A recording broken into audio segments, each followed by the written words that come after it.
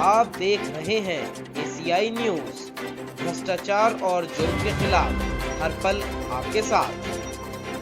नमस्कार, मैं sir Hindi corruption news channel से। इस समय लोग उत्तर प्रदेश के कानपुर शहर में मौजूद हैं और न केवल कानपुर में बल्कि कई विभिन्न शहरों में हमारा चैनल की तरफ से सर्वे किया जा रहा है। और हमने देखा किस प्रकार से आदरणीय जो हमारी माननीय न्यायालय ने अपनी तरफ से हाईकोर्ट ने दिशा निर्देश दिए, सुझाव दिया किस प्रकार से 5 बड़े शहरों में लॉकडाउन होना चाहिए, जिसपे कि मुख्यमंत्री जी ने सीधे ये कहा है कि यदि लॉकडाउन लग जाएगा तो आजीविका को लेकर कहीं ना कहीं बड़ा प्रश्न लगता है। लेकिन यदि हम धरातल पे हर एक शहर में देख रहे हैं किस प्रकार से सिलेंडर की कमी हो रही है, ऑक्सीजन के, उसको इम्प्लांट को लेकर पूरी किट की कमी चल रही है। काला बाजारी इस हद तक है कि 5,000 का सिलेंडर 50,000 तक का बिक रहा है। लेकिन इसी में हम देख रहे हैं कि हमारे प्रशासनिक स्तर पर जैसे कि हाईलाइट उर्सिला और जितने भी अलग अलग कोविड के सेंटर बनाए गए हैं, वहां के ऊपर क्या देख रहे हैं कि सीधे से संबंधित जानकारी यहाँ उर्सिला के सीएमएस डॉक्टर अंजलि हमसे लेते हुए। जी, स्वागत है आपका हमारे न्यूज चैनल में।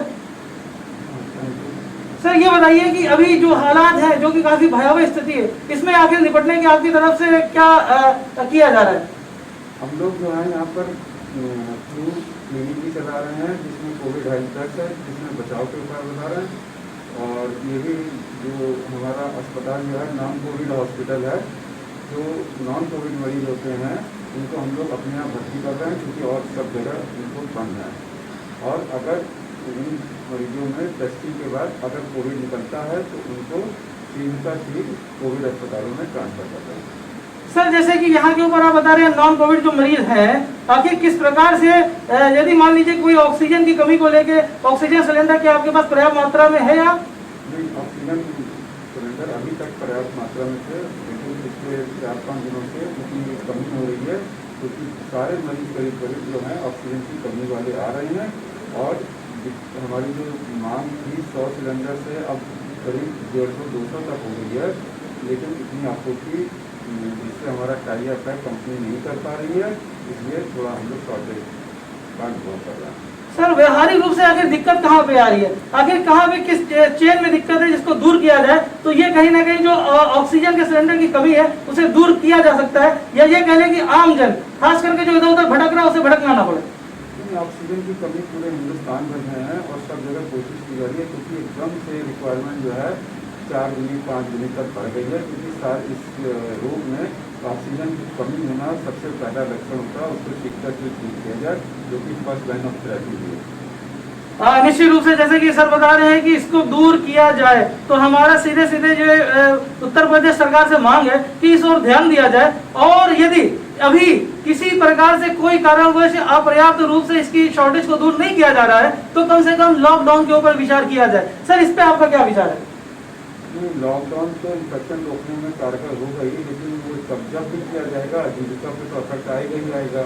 लेकिन जब जीवन से पहले जीवन है तब आजीविका है, जब जीवन ही रहेगा तो आजीविका क्या? तो इसलिए जिस हिसाब से इन्फेक्शन तेजी से फैला है पूरे हिंदुस्तान भर में, उस पर बचाव करना चाहिए। और या तो फिर ये जो कोरोना के नियम है उनको बहुत ही स्ट्रिक्ट रूप से पालन कराना चाहिए। सर, हम अपने दर्शकों को बताना चाहिए कि अपने चैनल के माध्यम से ये जो लोग अपने घर पे देख रहे हैं, आखिर क्या घर के ऊपर रह के वो पालन करें कि इस प्रकार की महामारी से बच सके। उन लोगों को भीड़ में और इन सब जगहों पर नहीं जाना चाहिए, और जब भी निकले मजबूरी में निकले तो बहुत अर्जेंट काम के लिए निकले और मास्क पहन के निकले और सैनिटाइजर उसका उपयोग करते रहें और भीड़ वाली जगहों पर ना जाएं और ऐसी जगह से सामान खरीदने की कोशिश करें जहाँ पर कम भीड़ है। जी, हम देख रहे हैं हमारे साथ जो है यहाँ पे उर्सला के अधीक्षक जी AK सिंह जी है।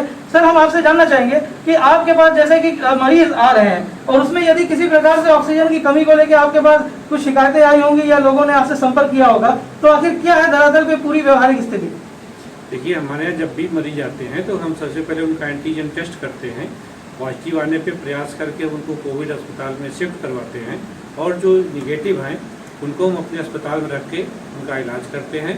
कभी कभी बेड भरने की समस्याएं होती हैं कि बेड अवेलेबल नहीं, लेकिन जल्दी ही जैसे कि पॉजिटिव आया उसको शिफ्ट कर लिया तो एरिया को सैनिटाइज करके थोड़ा उनको रोकना पड़ता है।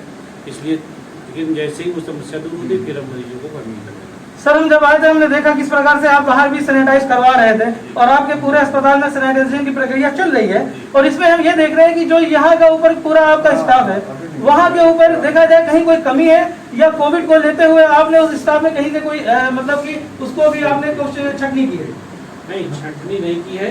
प्रयास ये है कि हमारे जितना भी स्टाफ है अपने को बचाते हुए मरीजों की सेवा करें और जिससे मरीजों को लाभ हो, ठीक हो के घर जाएं।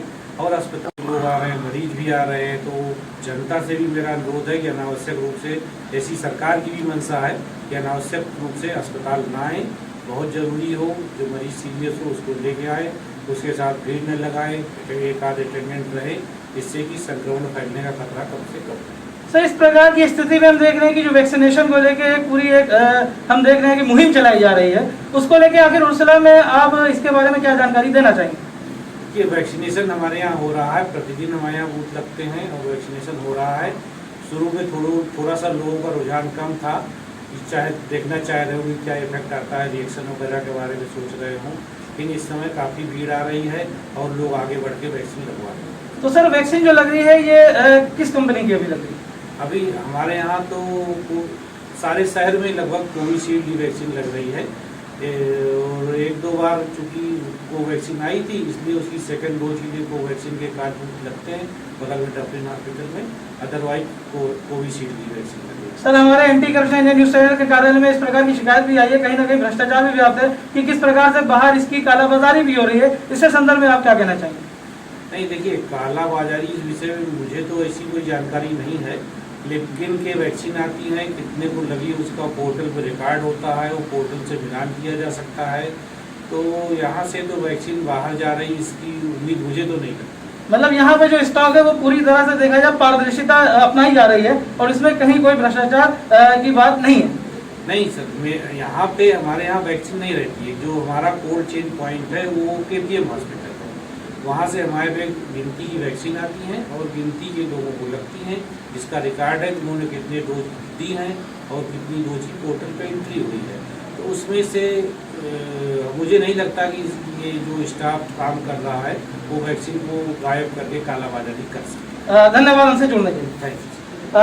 इस प्रकार से हम देख रहे हैं कि इन्होंने बताया कि यहाँ के ऊपर जो भी सैनिटाइजेशन की प्रक्रिया उर्सला में चालू है और कानपुर के इस प्रकार के अलग जो कोविड और नॉन कोविड हॉस्पिटल है वहाँ पे चालू है, यहाँ के ऊपर शासन प्रशासन की तरफ से पूरी तरह से तत्परता के साथ, ईमानदारी के साथ लोग प्रयासरत है कि संक्रमण को रोका जा सके, इस गंभीर महामारी से बचा जा सके और उसमें आम जन का सहयोग भी चाहिए। जैसे कि डॉक्टर साहब ने हमें बताया किस प्रकार से भीड़ भाड़ वाले इलाकों से बचा जाए और न केवल बचा जाए बल्कि जहाँ तक हो सके लोगों से सोशल डिस्टेंसिंग को बनाते हुए जितने भी अपनी दैनिक आवश्यकताओं, मूलभूत आवश्यकताओं को लेकर यदि कोई बाहर निकल रहा है, क्योंकि आजीविका चलाना भी निश्चित रूप से अपना घर परिवार चलाना भी उसके सामने एक प्राथमिकता है, लेकिन इसी के साथ सबसे पहले जो है उसको अपने जिंदगी और जीवन के ऊपर ध्यान देना चाहिए। यदि जीवन ही नहीं होगा तो निश्चित रूप से आखिर ये पैसा और आजीविका किस काम का।